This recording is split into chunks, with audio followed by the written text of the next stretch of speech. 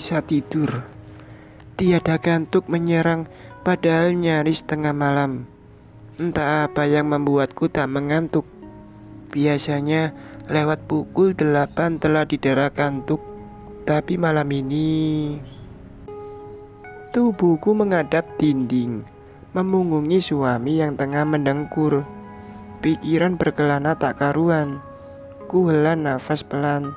Tangan sebelah mencari-cari benda di sekitar bantal.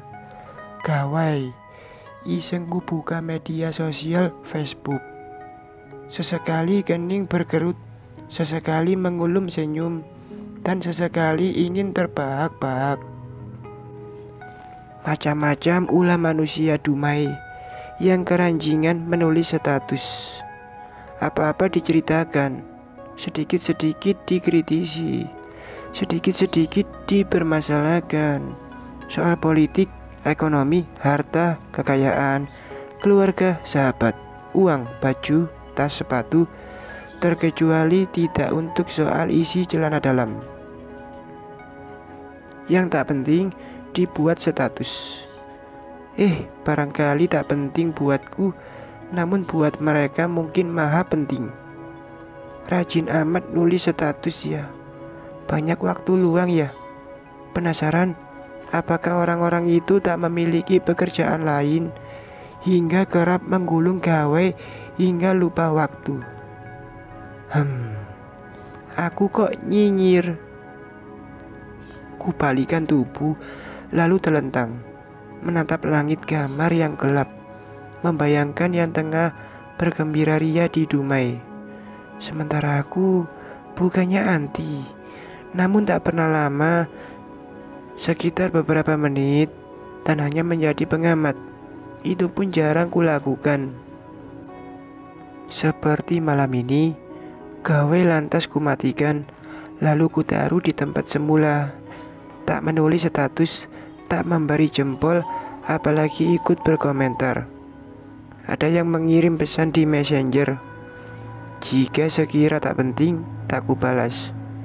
Ada yang menyapa, aku cuek. Makanya terkadang dianggap sombong. Mata aku pejamkan, namun kantuk tak juga menyerang. Bukankah dulu aku pun tenggelam di Dumai? Nyaris tak bisa lepas. Siang pun malam, melempar status, jempol, komen, inbokan, dan semua kegiatan di Dumai tak ketinggalan. Saat itu, aku menjadi ratunya pengarang medsos, terkenal di jagat maya. Tiap malam berduyun-duyun yang ingin kenal. Tiap siang mengantri yang mengajak chattingan. Suami pernah was-was tahu aku nyaris lupa pada yang ada di dunia nyata. Suami, anak-anak, keluarga, teman-teman yang wujudnya sering kulihat. Kenapa sekarang jarang kulihat pegang gawai? Tanya suami. 3 tahun lalu. Malas, jawabku lalu berlalu. Apa kabar Mas Ferry? Suami mengikutiku ke dapur. Ada lagi yang nama akunnya mirip penemu telepon. Tak kusahuti. Lalu bagaimana? Lama tak ku dengar kabar militer yang menurutmu bikin seger mata ketimbang mikirin misua otoriter. Aku mendengus, malas ku tanggapi.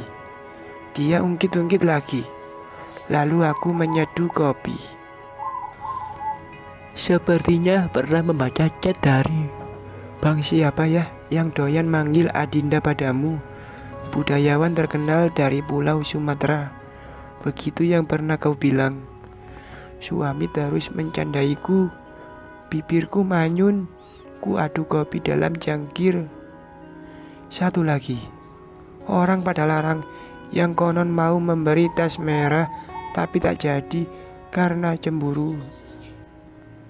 Diam. Suaraku agak meninggi. Kesal, aku berlalu keluar rumah. Di teras, dengan secangkir kopi mengepul di tangan. Lalu duduk di kursi rotan. Tak berminat sekali membahas yang tak penting. Terutama tak penting untuk rumah tanggaku. Buntutnya mengundang pertengkaran. Dalam 5 tahun, entah bagaimana awalnya, tiba-tiba aku lupa pada Dumai. Tak pernah membukanya. Yang sempat kuingat semenjak aku benar-benar sibuk dengan pekerjaan. Selain kerja kantoran, aku mengelola beberapa bisnis perempuan. Bisnis didudah bukan Dumai dan benar-benar bersua dengan wujud manusia, bukan halusinasi. Semenjak itu pula, aku berhenti total menulis cerpen. Beberapa waktu lalu, teman-teman kuliah semasa muda mengunjungiku. Katanya, aku sulit dihubungi. Aku memang tak punya akses komunikasi lain selain telepon dan SMS. Tak punya akses media sosial apapun. Facebook saja ku nonaktifkan. Lebih baik tidak punya ketimbang jadi ruwet suami. Sesekali ada yang mengajak chatting, sama saja mengawali pertikaian dengan suami. Malas, aku letih. Terlebih kini aku tenggelam dengan pekerjaan. Sudah menjadi manajer di perusahaan asing, punya bisnis, punya rumah baru, mobil 2 keluaran terbaru lunas. Deposito banyak di bank. Suami tak pernah telat setor setiap tanggal muda. Ya, perekonomianku sudah berubah 180 derajat. Aku tak perlu lagi mereka-reka bisa banyak uang dari menulis cerpen. Aku tak perlu terkenal di media sosial. Yang penting kini yang terasa tak sulit mencari uang. Jadi untuk apa berhahi di media sosial? Eksis tapi tak punya uang. Untuk apa? Dalam kehidupan nyata, yang paling penting itu uang. Benar tidak? Kendati uang bukan segala-galanya. Alah, namun uang punya pengaruh terbesar dalam kehidupan. Aku tak mau munafik. Tik-tak jarum jam di dinding kamar mengusik lamunku. Terperanjat, jarum pendek menunjuk angka 2. Ya Tuhan, ini sudah sangat larut. Beginilah kalau sulit tidur, pikiran ngawur tak tentu arah. Tanganku meraba-raba sekitar kepala. Alhasil dapat gawai. Jemari mengusap-ngusap layar, mengintip media sosial Facebook. Iseng saja. Suami pun paham dan percaya aku sekarang bukan aku 5 tahun lalu. Bukan pengkhianat, bukan banget. Tak ada kerjaan, tak akan terbawa-bawa. Tak ada waktu, tak ada guna, tak ada manfaat. Yang ada hanya madorot.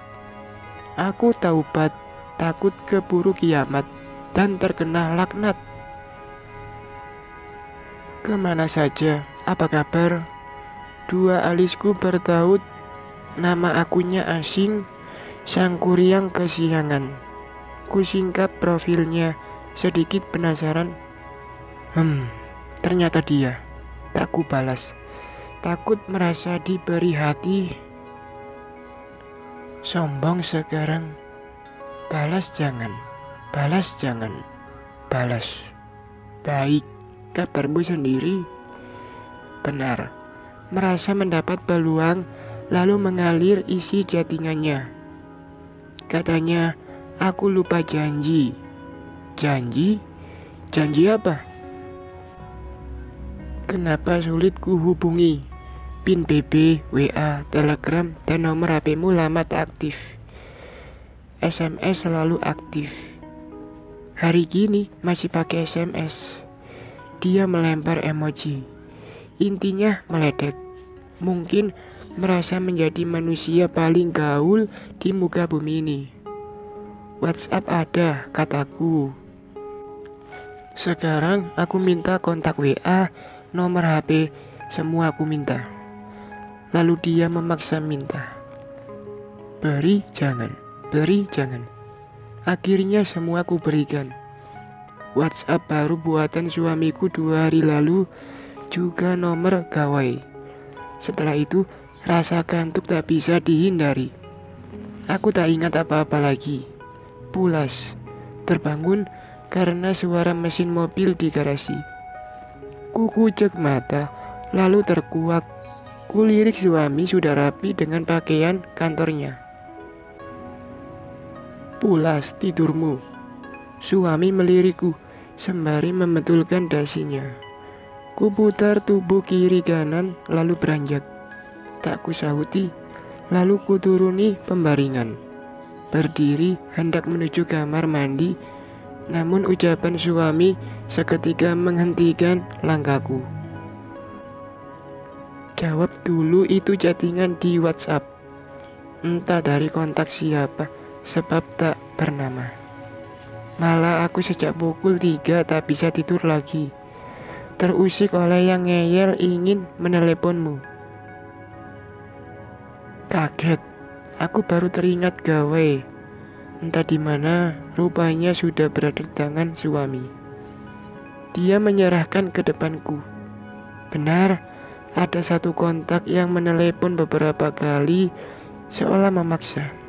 Seperti tujuan dinas saja. Mending jika mau memberiku uang 1 miliar. Tak tahu waktu, dasar. Aku berubah kesal. Siapa? Suami menatapku saksama dengan tatapan sedikit curiga. Aku tak tahu. Aku mendadak resah, seperti maling yang terpergoki warga. Ya Tuhan, padahal hanya begitu. Namun seperti sudah melakukan kesalahan yang maha besar. Dadaku bergemuruh, menahan marah pada orang yang memaksa menelepon tak tepat waktu.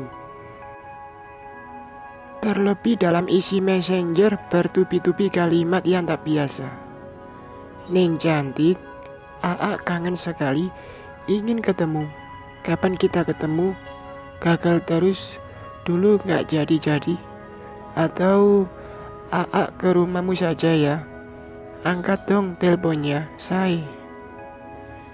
Ingin ku banting gaweku, apalagi ketika ku amati raut muka suami berubah keruh, seperti menahan marah yang sangat. Baru ku sadari, manusia yang ngeyel ingin bersua 5 tahun lalu itu usianya 7 tahun lebih muda dariku. Seorang perjaka yang belum mendapat jodoh serta mendamba mempersuntingku. Beberapa jam ke depan, ada kemungkinan dia menghubungiku lagi, sebab dalam rekam jejaknya, makhluk menyebalkan itu tak mempan ku kasari. Bisa-bisa jadi berabe, mengundang penyakit saja. Apalagi kalau nekat datang ke rumah ini. Celaka 12. Alamat perang dunia keempat akan meledak dalam waktu dekat.